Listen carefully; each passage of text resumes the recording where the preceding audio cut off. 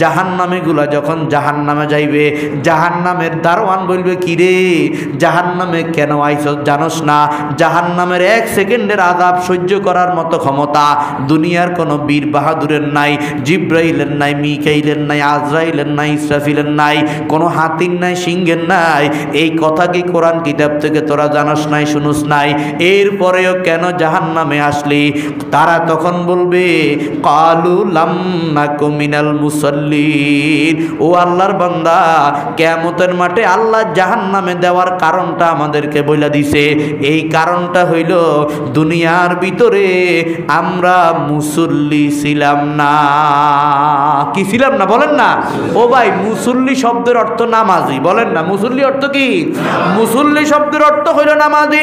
আমার মুসলমান ভাইয়েরা, আমার বাবারা, নামাজ ছাড়া কোনো মুসলমানের পরিচয় হতে পারে না। ক্বালা রাসূলুল্লাহ সাল্লাল্লাহু আলাইহি ওয়াসাল্লাম লা সামা ফিল ইসলাম লিমান লা সালাত আলা। বিশ্বনবী বলে ওই মানুষের ইসলামে কোনো অংশ নাই যেই মানুষের ভিতরে নামাজ নাই। ওই মানুষের ইসলামের ভিতরে কোনো অংশ নাই যেই মানুষের ভিতরে নামাজ নাই।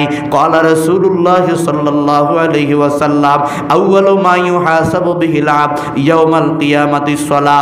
কিয়ামতের মাঠে এক নম্বরে হিসাব হবে কার? জোরে বলে।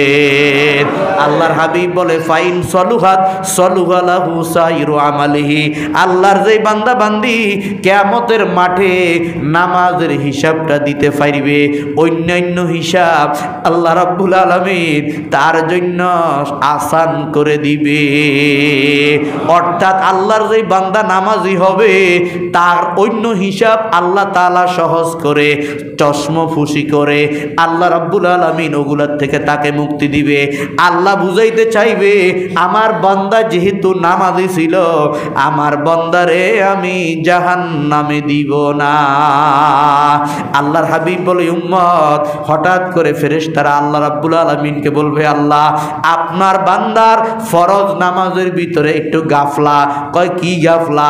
যে অনেক নামাজ কবুল হয় নাই বিভিন্ন কারণে। আল্লাহ রাব্বুল আলামিন বলবে আমার ফেরেশতারা উনজুর হাল্লি আব্দি মিন নফল, আমার বান্দার কোন নফল নামাজ আসেনি, সুন্নত নামাজ আসেনি। আমার ভাইয়েরা, কেন আমরা বলি নফল পড়েন, সুন্নত পড়েন? এই জন্য আল্লাহর নবীর জন্য তাহাজ্জুদের নামাজ ফরজ ছিল। আমরা যদি অন্তত নামাজের আগে, ফজরের আগে 2 রাকাত সুন্নত, আল্লাহর হাবিব বলে রাকাতা সালাতিল ফজরি খায়রুম মিনাদ দুনিয়া ওয়া মা ফিহা। ফজরের আগে 2 রাকাত সুন্নত দুনিয়ার ভিতরে যত কোটি কোটি কোটি কোটি কোটি কোটি ডলারের সম্পত্তি আছে, ওই সম্পত্তির চাইতে 2 রাকাত সুন্নতের দাম ফজরের আরো বেশি। আমার মুসলমান ভাইয়েরা, এত সুন্দর মসজিদ করছেন। আজ থেকে 2 বছর আগে এখানে আসছি, তখন কাজ চলে, ইট দেখছি। এত সুন্দর মসজিদ। আল্লামা ডক্টর ইকবাল মরহুম বলে মসজিদে মুরসিয়া খা হে খায় কে নামাজি না রাহি, ইয়ানি ও আওসাফে কওমে হেজাজি না রাহি। আল্লামা ডক্টর ইকবাল বলে মসজিদের ভিতরে মুসল্লি নাই, এই জন্য মসজিদ কাঁদে। ওনারে কয় আপনি চোখে কি দেখেন না? মসজিদে তো মুসল্লি আছে। আলহামদুলিল্লাহ বর্তমানে যুবকেরা নামাজ পড়ে। আমাদের ছোটকালে মসজিদে 2-3 জনের বেশি মুসল্লি জমাতে পাওয়া যাইত না। কথা সত্য না মিথ্যা বলে? তবে এখন 1 কাতার 2 কাতার সব মসজিদের ভিতরে ফাঞ্জেগানা মুসল্লি হয়। ডক্টর ইকবালকে বলল আপনি কি চোখে দেখেন না? মসজিদের মুসল্লি তো আগের থেকে আরো বেড়ে গেছে। ডক্টর ইকবাল বলে বাড়ছে তো বটে ঠিক, তবে সাহাবায়ে কেরামের মতো মুসল্লি নাই, তাবেঈনের মতো মুসল্লি নাই, সঠিক নামাজি নাই। নামাজি আছে কিন্তু ইতমিনানের সাথে আস্তে সুস্তে আল্লাহর মোহাব্বত নিয়া নামাজ পড়নেওয়ালার সংখ্যা কম। বলেন ঠিক না বেঠিক? আমার মুসলমান ভাইয়েরা, দুনিয়ার ভিতরে আমরা যারা রোজা রাখি এটাকেও দেখা যায়। আমরা যারা হজ করি ফেসবুকের ভিতরে দিয়ে দিই আমি হজ করতাম গেছি বাইতুল্লাহর সামনে। যারা জাকাত দেয়, জাকাত দেনার কত পাওয়ার, কত অহংকার। সত্যরা মিথ্যা বলে? বাংলাদেশে এমন ভাবে মানুষকে বেইজ্জত করি লাইন ধরাইয়া জাকাত দেয়। অনেক মানুষ লাইনের সাফের ভিতরে ফইরা প্রতি রমজানের ভিতরে অনেক জায়গায় মানুষ মারা যায়। তাহলে জাকাতের ভিতরে দাতা অহংকার আসার সুযোগ আছে, হজের পদের ভিতরে অহংকার আসার সুযোগ আছে, কিন্তু নামাজের ভিতরে অহংকার আসার কোনো সুযোগ নাই। এখান দিয়া প্রধানমন্ত্রী দাঁড়াইবে, এখান দিয়া রিক্সার ড্রাইভার দাঁড়াইবে। যদি ইমাম সাহেব বা সভাপতি বলে, ও রিক্সার ড্রাইভার তোর এত বড় সাহস, প্রধানমন্ত্রীর লগে দাঁড়াইছ, মসজিদ তুন বাইর হয়ে যা। ওই মসজিদের ভিতরে ইজনে আম নাই, জুমার নামাজ পড়া হারাম।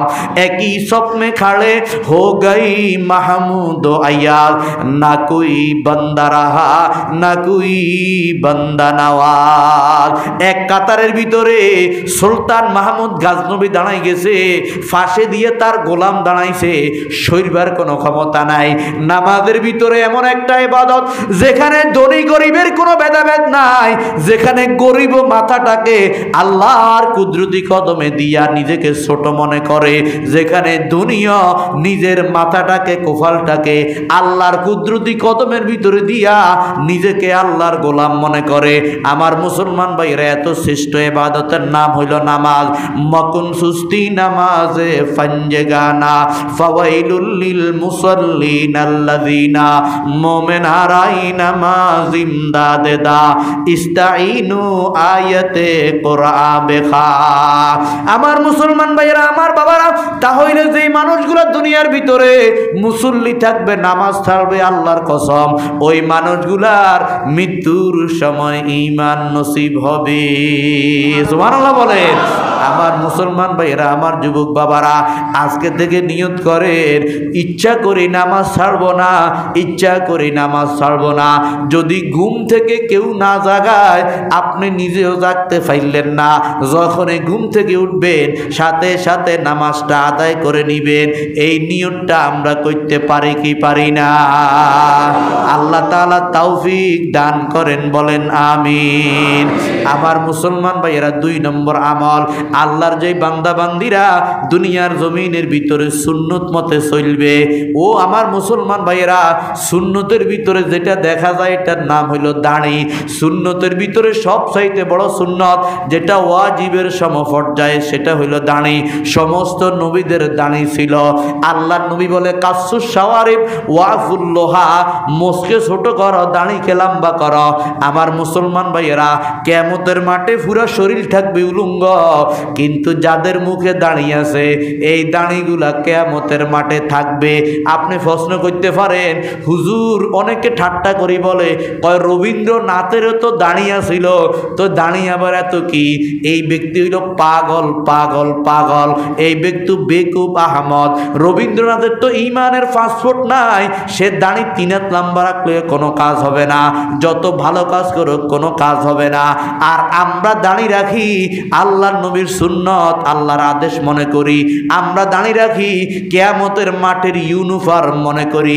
আমার মুসলমান ভাইয়েরা, আপনাদেরকে একটু ভয় দেখায়, যেই মানুষ যেই শুরুতে মারা যাবে, কিয়ামতের মাঠে ওই মানুষ ওই শুরুতে উঠবে। যেই মানুষ যেই শুরুতে মারা যাবে, কিয়ামতের মাঠে ওই মানুষ ওই শুরুতে উঠবে। যারা দুনিয়ার ভিতরে দাড়ি নিয়ে মারা যাবে, কিয়ামতের মাঠে দাড়ি নিয়ে উঠবে। আর যারা ক্লিন শেপ নিয়ে মারা যাবে, তারা ক্লিন শেপ নিয়ে কিয়ামতের মাঠে উঠবে। আল্লাহর নবীর সুপারিশ কিয়ামতের মাঠে দরকার আছে না নাই? আমার মুসলমান ভাইয়েরা, আমার বাবারা, এবার একটু নিজেকে চিন্তা করেন, আল্লাহর নবী যদি আমার মুখে দাড়ি দেখে কিয়ামতের মাঠে, নবী আমার দিকে রহমতের নজরে তাকাইবে কি তাকাইবে না? বলেন না। যে আমার উম্মতের মতো দেখা যায়, আমার নবী সুন্নত তার ভিতরে আছে। সব চাইতে বড় সুন্নত, ওয়াজিবের পর্যায়ে যে সুন্নত, সেই সুন্নতের নাম হইল লিহিয়া, দাড়ি। নবী বলে, উম্মত, দাড়ি লম্বা করো। দাড়ি রাখলে বন্ধু সুন্দর লাগে, দাড়ি রাখলে শারীরিক শক্তি বাড়ে, দাড়ি রাখলে সেক্স শক্তি বাড়ে, দাড়ি কামাইলে কমে, দাড়ির কারণে তোমার ইজ্জত হবে, দাড়ির কারণে তোমার সম্মান হবে। দাড়ি রাখলে মানুষ সালাম দেয়, আপনাকে হুজুর মনে করে, আপনাকে যেখানে যাইবেন মুসলমান কান্ট্রিতে আপনাকে সম্মান করবে। আমার মুসলমান ভাইয়েরা, যারা সুন্নতের আমল করবে, আল্লাহ তাআলা মৃত্যুর সময় তাদেরকে ঈমান নসিব করে দিবে। বলেন সুবহানাল্লাহ।